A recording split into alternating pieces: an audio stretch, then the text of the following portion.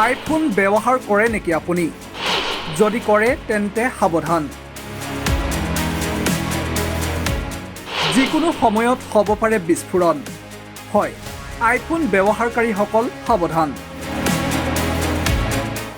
দাউ দাউকৈ জ্বলি উঠিল আইফোন। নগাঁৱৰ ৰূপহীহাটৰ কাৱৈমাৰীৰ এজন যুৱকৰ লগত সংঘটিত হৈছে এই ভয়ংকৰ ঘটনা। জাহাংগীৰ নামৰ যুৱকৰ পকেটতে হঠাৎ জ্বলি উঠিল আইফোন।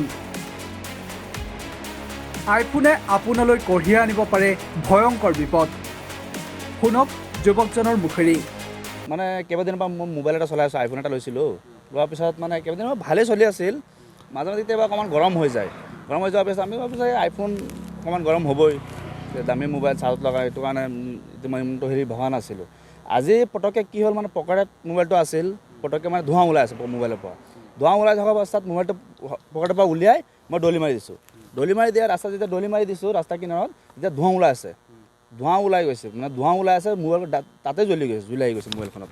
চাওক, ইমান দামী কোম্পানী আইফোন এটা মোবাইল লোৱাৰ পিছত যদি এনেকুৱা হৈ যায়, আমি ইমান টকা দি লৈছোঁ, 82,000 লোৱা মোবাইলটো, ইমান দামী মোবাইলটো যদি এনেকুৱা হৈ যায়, মানুহবিলাকে মোবাইল কেনেকৈ চলাব? মোবাইলটো বাদ দিয়ক, আজি যে মোৰ জানটো ৰক্ষা পাইছে সেইটোৱে মই মানে ভাবি আছোঁ মানে। Bureau' report, B24 Assam north east.